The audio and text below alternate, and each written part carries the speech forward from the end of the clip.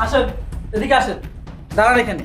আপনি যে বলতেছেন আপনি স্যারের বাবা, আমি আপনার কোনো কথাই বিশ্বাস করি না। আপনি দাঁড়ান, আমি স্যারকে ডাক দিচ্ছি। স্যার, স্যার, স্যার একটু এদিকে আসবেন। স্যার, এই লোকটা বলতেছে উনি নাকি আপনার বাবা, আমার কোনো কথাই শুনতেছে না, জোর করে ভিতরে চলে আসলো। আচ্ছা ঠিক আছে, আমি ব্যাপারটা দেখছি। এই তুই নিচে যা। ঠিক আছে স্যার, আমি আসছি। আসসালামু আলাইকুম। ওয়ালাইকুম আসসালাম। কিরে শ্রাবণ, কেমন আছিস বাবা? অনেক দিন তোর কোনো খোঁজ খবর নাই। তুমি আমার বাসায় কিভাবে আসলে? আমার বাসার ঠিকানা পেলে কোথায়? অনেক খোঁজাখুঁজির পরে অনেক কষ্ট করে তোর ঠিকানাটা জোগাড় করছি। তোর মা অনেক অসুস্থ, মৃত্যু সজ্জায়। তোর মা তোরে দেখতে চাইতেছে, আমি তোরে নিতে আইছি বাবা, চল। তাই তুমি ভাবলে কি করে বলো তো? আমি তোমার সাথে যাব, যে রাস্তা দিয়ে আসছো সেই রাস্তা দিয়ে চুপচাপ চলে যাও এখান থেকে। আমি তো তোর ছাড়া যাবো না বাবা। যাবে না মানে? তুমি জানো এটা আমার শ্বশুর বাড়ি, এখানে আমার শ্বশুর শাশুড়ি আমার ওয়াইফ থাকে। তারা যদি জানতে পারে তুমি আমার বাবা, তাহলে আমার মান সম্মান কিচ্ছু থাকবে না। কি কি বললি? তোর শ্বশুর বাড়ি? তুই আমাদেরকে না জানায় বিয়ে করে ফেলছিস? হ্যাঁ করেছি, তো কি হয়েছে? তোমাদের জানালে কি হতো? আমি তোমাদের না জানিয়ে বড় লোকের মেয়েকে বিয়ে করেছি। তারা জানে আমার বাবা মা মৃত, তাই ভালোই ভালোই বলছি এখান থেকে বেরিয়ে যাও। শ্রাবণ, তুই এতটা নিচে নেমে গেছিস, এতটা ছোট হয়ে গেছিস, সামান্য স্বার্থের জন্য, বড় লোক বউয়ের জন্য, বড় লোক শ্বশুর বাড়ির জন্য নিজের জীবিত বাবা মাকে পর্যন্ত মৃত বানায় দিছিস। হ্যাঁ দিয়েছি। আমি কতটা স্বার্থপর সেটা তোমার ধারণারও বাইরে। আমি আমার স্বার্থের জন্য সব কিছু করতে পারি, এমনকি তোমাদেরকে মৃত ঘোষণাও করতে পারি, আর আমি সেটাই করেছি। ভালোই ভালোই বলছি এখান থেকে বেরিয়ে যাও বলছি। আমি তো যাবো না বাবা, আমি তোর সাথে করে নিয়েই যাবো। আর বিয়ে যখন করে ফেলছিস, ঠিক আছে, ডাক বৌমারে, ডাক বৌমার আর তোর একসাথে আমি নিয়ে যাবো। আয়। এই আমি তোমাকে বললাম না, তোমাকে বললাম না, আমার বউ আমার শ্বশুর বাড়ির লোকজন সবাই জানে তোমরা আমার কাছে মৃত। তারা জানে মৃত, আমার বাবা মা কেউই বেঁচে নেই। তুমি যদি যাও ওদের সামনে, তাহলে আমি কি পরিচয় দেবো? ওরা তো আমাকে ঘাট ধাক্কা দিয়ে বের করে দেবে। তুমি কি বাবা হয়ে সন্তানের ভালো চাও না? প্রত্যেকটা বাবা মাই সন্তানের ভালো চায়, মঙ্গল চায়। যদি তোর ভালোই না চাইতাম না, তাহলে হাজারো পরিশ্রম করে মাথার ঘাম পায়ে ঝরায় তোর মানুষের মতো মানুষ করে গড়ে তুলতাম না। তোর মা প্রতিটা মুহূর্ত তিলে তিলে কষ্ট করছে তোকে মানুষ করতে গিয়া।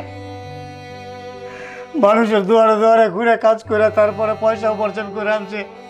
আমি মানুষের ক্ষেত কামারে কাজ করছি, মাথার ঘাম পায়ে ঝরাইছি, পড়াশোনা করাইছি। যে একটা দিন তুই আমাদের হাল ধরবি, সেটা তো হয়ই নাই। উফ, এই থামো তো, আস্তে কথা বলো। এসব ন্যাকা কান্না করে কোনো লাভ হবে না।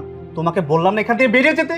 সবাই যদি জানতে পারে তুমি এখানে আসছো আর তুমি আমার বাবা, তাহলে ওরা আমাকে এখান থেকে বের করে দেবে। তাই ভালো ভালো বলছি, এই ব্যাগ ধরো বলছি, বেরিয়ে যাও, বেরিয়ে যাও।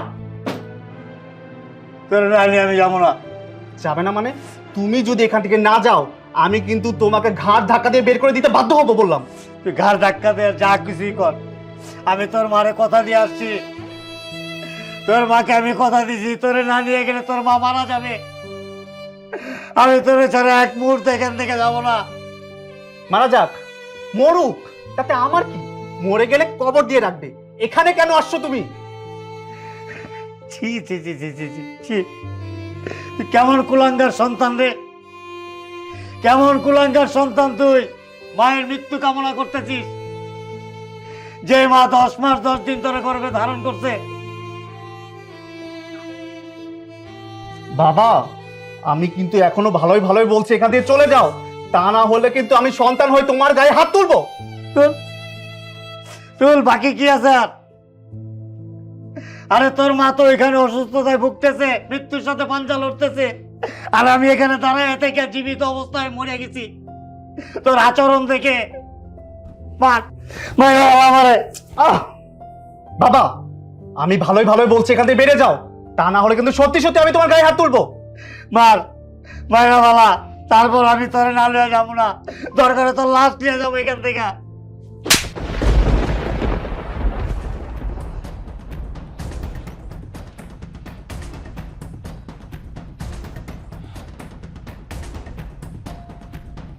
সত্যি সত্যি আমার গায়ে হাত তুললি? হ্যাঁ তুললাম। তোমার গায়ে হাত তুলতে তুমি আমাকে বাধ্য করেছো।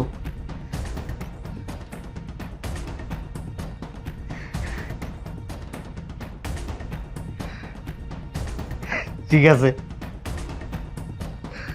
গায়ে যখন হাত তুলে ফেলছিস আমি চলে যেতেছি, তবে যাওয়ার আগে একটা কথা আমাকে বল। আমি যাওয়ার পর যদি তোর মা জিজ্ঞেস করে যে শ্রাবণ কোথায়, তোর মাকে আমি কি উত্তর দেবো বল? সহজ কথা, বলবে তোমার ছেলে মারা গেছে।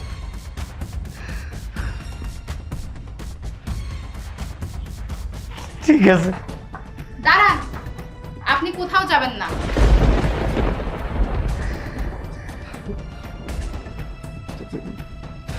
কি ব্যাপার, তোমরা তোমরা এখানে? জামাই, এই লোকটাকে বাবা আমিও তো চিনি না এই লোকটাকে। বাড়ির ভিতরে আসছিল সাহায্য চাওয়ার জন্য, আমি তো বিদায় করে দিচ্ছিলাম, আপনারা আবার থামালেন কেন? কি ব্যাপার বৃষ্টি, তুমি আমাকে থাপ্পড় মারলে কেন? চুপ, একদম চুপ। তুমি থাপ্পড় খাওয়ারই যোগ্য। কেন, আমি কি করেছি? তুমি কি করেছো বুঝতে পারছো না? আমরা ওইখানে দাঁড়িয়ে তোমাদের সব কথা শুনেছি। আরে তুমি কেমন ছেলে, নিজের বাবার পরিচয় দিচ্ছ না, বাবার গায়ে হাত তুলছো, ঘাট ধাক্কা দিয়ে বের করে দিচ্ছ। আরে তোমার মায়ের মৃত্যু শয্যায়, হ্যাঁ তুমি না আমাদেরকে বলেছো তোমার বাবা মা মারা গেছে, বেঁচে নাই, তাহলে উনি আসলো কোন জায়গা থেকে? আপনারা ভুল বুঝতেছেন, উনি আমার ছেলে না। আসলে আমি আমার ছেলেকে খোঁজার জন্য ঢাকায় আসছিলাম, ভুল করে আসলে ওনাকে আমি আমার ছেলে মনে করছিলাম। আমার ছেলেটা কিছুদিন আগে মারা গেছে। বাবা, আপনি কেন মিথ্যে বলছেন? আপনি যে মিথ্যে বলছেন সেটা আপনার চোখ মুখ দেখেই বোঝা যাচ্ছে। তাছাড়া এতক্ষণ আপনারা এখানে যা যা কথা বলেছেন সব আমরা ওখানে দাঁড়িয়ে দাঁড়িয়ে শুনেছি। ওই আপনার ছেলে, আর আপনি ঠিকই বলেছেন আপনার ছেলে মৃত। এরকম ছেলে দুনিয়াতে বেঁচে থাকার কোনো অধিকার নেই। যে ছেলে তার বাবা মা বেঁচে থাকা সত্ত্বেও তাদেরকে মৃত বলে ঘোষণা করে, এরকম ছেলে মরে যাওয়াই উচিত। হ্যাঁ, আমি আমার বাবা মায়ের পরিচয় গোপন করেছি। উনি আমার বাবা। আমি আমার বাবা মায়ের সাথে কি করবো না করবো সেটা নিয়ে তো তুমি আমার গায়ে হাত তুলতে পারো না। আমি তোমার হাজব্যান্ড। তুমি যদি তোমার বাবার গায়ে হাত তুলতে পারো, তাহলে আমি কেন তোমার গায়ে হাত তুলতে পারবো না? তুমি যদি তোমার বাবার গায়ে হাত তুলে মনে করো তোমার কোনো পাপ হবে না, তাহলে আমিও মনে করি তোমার মতো কুলাঙ্গার স্বামীর গায়ে হাত তুললে আমারও কোনো পাপ হবে না। এই তুমি কেমন ছেলে? যে বাবা তোমাকে জন্ম দিছে, কষ্ট করে কোলে পিঠে করে মানুষ করছে, সেই বাবার গায়ে হাত তুলতে তোমার বুকটা কাঁপলো না? তোমার মা হাসপাতালে অসুস্থ, মৃত্যুর সাথে পাঞ্জা লড়তাছে, সেই মাকে তুমি দেখতে যাইবা না?